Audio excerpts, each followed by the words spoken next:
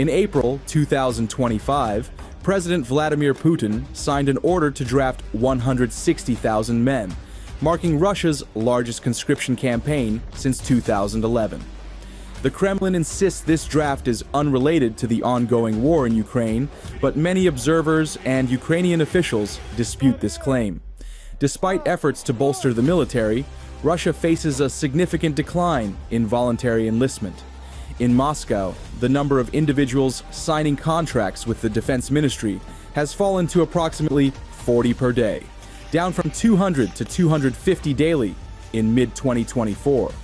To address this shortfall, the Russian military has increasingly turned to non-traditional recruitment sources. Foreign nationals from countries like China, Ghana, and South Africa have begun enlisting, often driven by financial necessity. Additionally, a law signed in October 2024 allows criminal defendants to avoid prosecution by enlisting during wartime, potentially bringing up to 25,000 individuals with ongoing legal issues into military service. Financial incentives have been a key strategy to attract recruits. In regions like Ulyanovsk, volunteers can earn over 415,000 rubles per month in their first year of service, significantly higher than the median wage. However, these incentives have not been sufficient to overcome widespread reluctance to join the military. Public sentiment reflects growing disillusionment with the war. Despite government propaganda equating the current conflict with the Soviet struggle against Nazi Germany, many citizens perceive the war as a politically driven endeavor rather than a patriotic cause. The economic impact of the war further exacerbates public dissatisfaction. Russia has depleted around half of its $106 billion liquid sovereign wealth fund, primarily used for troop salaries and recruitment bonuses. Inflation exceeds 10%, making military incentives costlier and unsustainable. Desertion rates have also increased.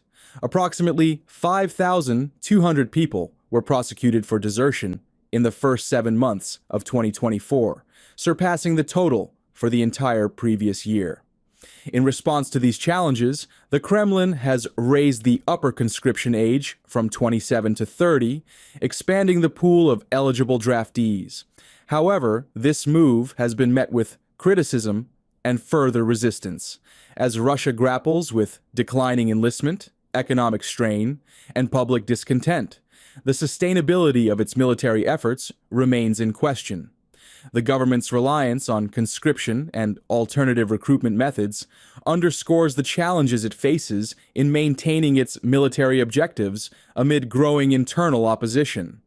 This situation highlights the complex interplay between military strategy, public sentiment, and economic realities in contemporary Russia.